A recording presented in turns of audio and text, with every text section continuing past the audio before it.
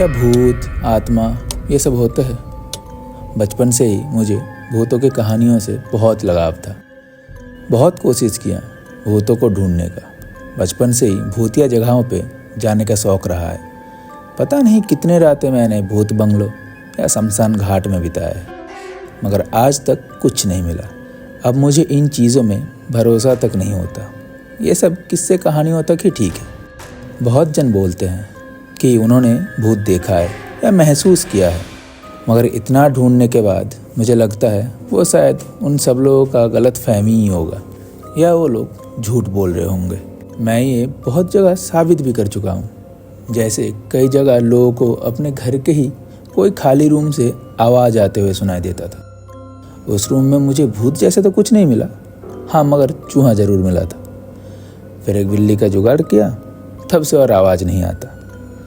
लोग light on off होने का भी बात करते हैं, कुछ नहीं होता। बस फ्यूज और वायरिंग का चेक करवाया, तब से और लाइट फ्लिकर भी नहीं करता। मेरे हिसाब से ये सब कहानियाँ जो किसी ने कभी बता दिया है, फिर लोगों ने उसी बात को मानना शुरू कर दिया। मगर यही सब धीरे धीरे मेरा प्रोफेशन भी बन गया। लोग मुझे सो कॉल्ड भूत को भगाने के लिए पैसे भी देते थे, तो मुझे ये काम बहुत ही पसंद आने लगा। इसी काम से मेरा खर्चा भी निकल जाता था।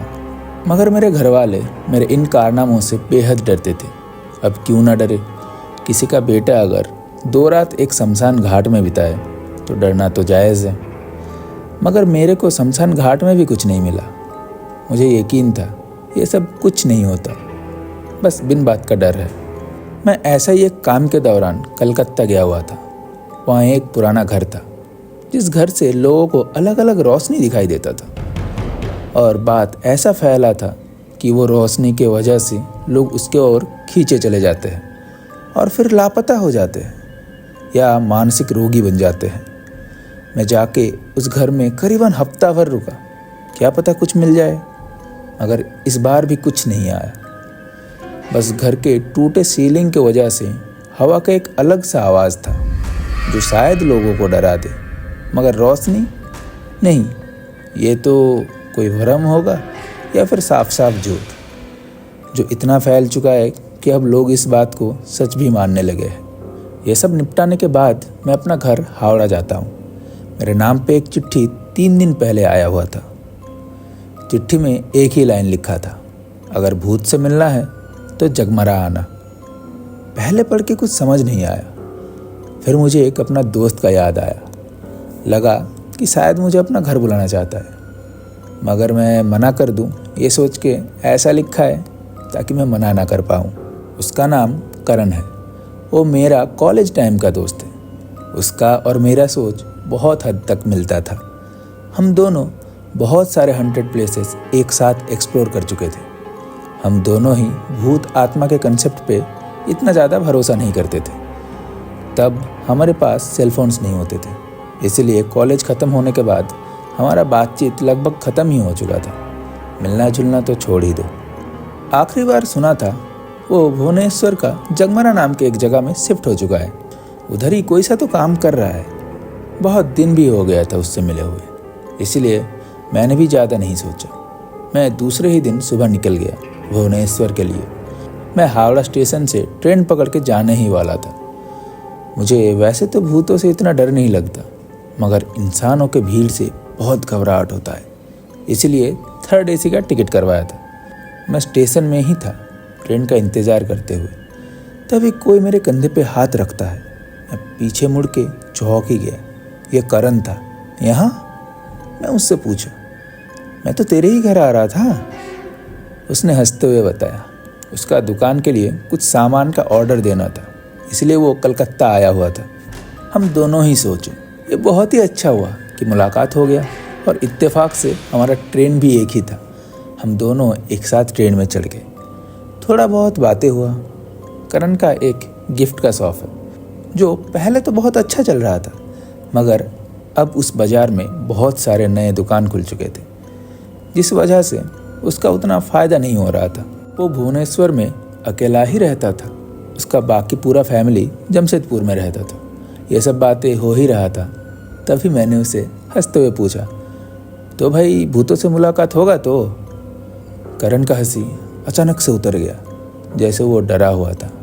मैंने उसको देखते हुए पूछा, क्या भाई, तू कब से इन सब बातों में यकीन करने लगा?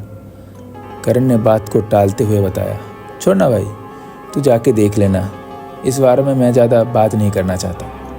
मुझे थोड़ा सा तो तहज्जुब हुआ। तभी करण ने बोला, वो भुवनेश्वर छोड़ना चाहता है, उधर उसका धंधा भी अच्छे से नहीं चल रहा। ये सुन के मैंने पूछा, फिर अब क्या करना है? करण ने बोला, तू चल, जाके एक साथ बैठेंगे, बात करेंगे कि क्या करना चाहिए। ये सब बातें होते होते हम खड़गपुर पहुंच गए। करण अपने जगह से उठा और स्टेशन में कुछ खाने को ढूंढने निकल पड़ा। मैं बैठा रहा ट्रेन में। 10 मिनट होने को थे, करण नहीं लौट आया। ट्रेन चलने लगा।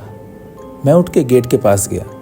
तभी करण सामने से आया, हाथ में गरम गरम कचौड़ियों के साथ। ये देख के मन को थोड़ा शांति मिला। फिर दोनों खाना खाकर अपने अपने सीट पे बैठ गए। पता ही नहीं चला कब नींद आ गया।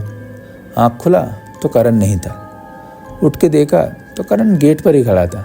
हम भुवनेश्वर पहुंचने वाले थे, तो मैं भी अपना सामान उठाया और गेट के पास खड़ा हो गया। स्टेशन पे उतरते ही करण ने बोला, तो रुक जा, मैं रिक्शा बुला के लाता हूँ, घर यहाँ से बहुत दूर है। मैं इंतज़ार करता रहा। 10 मिनट हो गए, 20 मिनट हो गए, अब आधा घंटा हो चुका था। अब मुझसे और रुका नहीं जा रहा था। मैं स्टेशन से निकला। बहुत सारे रिक्शा बाहर ही खड़े थे। ये देख के मुझे थोड़ा सा तो गुस्सा आया। करण ऐसा मजाक पहले भी कर चुका था। इस बार उसे बताना पड़ेगा कि ऐसा मजाक अच्छा नहीं लगता। फिर मैं खुद रिक्शा के पास गया। मगर दिक्कत ये था कि उस चिट्ठी में करण का घर का पूरा पता नहीं लिखा था। मगर उसने बात करते वक्त बताया था कि वो कोई सा तो एक मंदिर के पास रहता है, जगमरा में। मैं जाके रिक्शे वाले को उस मंदिर के बारे में बताता हूँ, और किस्मत से रिक्शे वाले को उस मंदिर के बारे में पता था। मैं रिक्शे में चढ़ गया। करीबन 40 मिनट का सफ़र के बाद एक मंदिर दिखा। उसके बगल में एक ही घर था, तो पक्का यही घर करण का होगा। मैं रिक्शे से उतरा और उस घर के पास गया। दरवाज़ा पे धक्का देते ही दरवाज़ा अपने आप खुल गया। तब मैं पक्का हो गया कि करण मेरे साथ मजाक ही कर रहा था। तो मैं ज़्यादा ना सोचकर अंदर चला गया। अंदर पूरा अंधेरा था, मुझे कुछ नहीं दिख रहा था। मैंने अपना टॉर्च निकाला। टॉर्च ऑन करते ही मैं चीख पड़ा। घर के दूसरे कोने में करण का लाश पड़ा हुआ था। उसका आँख पूरी तरीके से खुला हुआ था, जैसे उसने कुछ बहुत ही डरावना चीज़ देखा हो। पूरा फर्श खून से लाल हो रखा था। ये नज़ारा देख के जैसे मैं जम ही गया। मैं हिल नहीं पा रहा था। अचानक से वो लाश जैसे मेरे तरफ पलटा। ये देख के मैं और भी डर गया। डर के मारे मैं तेज़ी से बाहर की ओर भागा। बाहर भागते वक्त एक मोटर बाइक से करीबन एक्सीडेंट होने ही वाला था। बाइक वाले ने अपना बाइक जैसे तैसे रोका। पहले तो गुस्से में आ रहा था, फिर मेरा हालत देख के मुझसे पूछा कि हुआ क्या है। मैंने जो देखा था वो मुझसे बताया नहीं जा रहा था। खुद को संभाल के मैंने बोला, मेरा दोस्त उस घर में चारों ओर खून है, वो शायद मर चुका है। वो आदमी मेरे तरफ देखा और बोला, आपका दोस्त? कौन दोस्त? जो घर आप दिखा रहे हैं, उस घर में जो रहता था वो तो 4 दिन पहले ही मर चुका है। पता नहीं कैसे उसका मौत हुआ, मगर पुलिस जब आया था तब घर में चोरी का कोई निशान नहीं था, और तब से उस घर को तो पुलिस ने सील भी कर दिया है। आप उस घर में घुस भी कैसे गए? उसका तो गेट ही बंद है। मैं बोला, नहीं, दरवाज़ा तो खुला है और अंदर मेरे दोस्त का लाश भी पड़ा हुआ है। उस आदमी ने बोला, आप फिर से देख के आइए। मैं भाग के गया फिर से घर के पास। ये कैसे हो सकता है? मैंने अभी तो देखा दरवाज़ा खुला था, मगर उस दरवाजे पे एक बड़ा ताला लटक रहा था जिसमें पुलिस का सील लगा हुआ था। पीछे से उस आदमी ने पुकारा, आप अपना सामान लेके इधर आ जाइए, मैं आपको स्टेशन तक छोड़ देता हूँ। मेरे पास और कोई उपाय भी नहीं था। मैं मान गया। जाते वक्त उस आदमी ने बताया, वो घर शायद श्रापित है। आपका दोस्त तीसरा शिकार होगा उस आत्मा का। इससे पहले भी 2 जन का मौत हो चुका है उसी घर में। किसी को पता नहीं कि वजह क्या है मौत का। पुलिस को भी कोई सुराग नहीं मिलता। आपके दोस्त को भी रोका गया था उस घर में रहने से, मगर वो बहुत ही जिद्दी था। वो किसी का बात मानना ही नहीं चाहता था। उसने मानने से ही इनकार कर दिया कि भूत आत्मा बोल के भी कुछ होता है। अब इसका अंजाम देखिए। इतने से उम्र में अपना जान गंवा बैठा। मैं बहुत ही घबराया हुआ था। यही बात सोचते सोचते मैं स्टेशन पहुंच गया। उधर बैठा ही था कि कोई अचानक से मेरे कंधे पे हाथ रखा। मुझे बहुत ही ठंड का अनुभव हुआ। कोई जैसे मेरे कानों में बोल के गया, हम होते हैं। ये आवाज़ हूबहू करण जैसा था।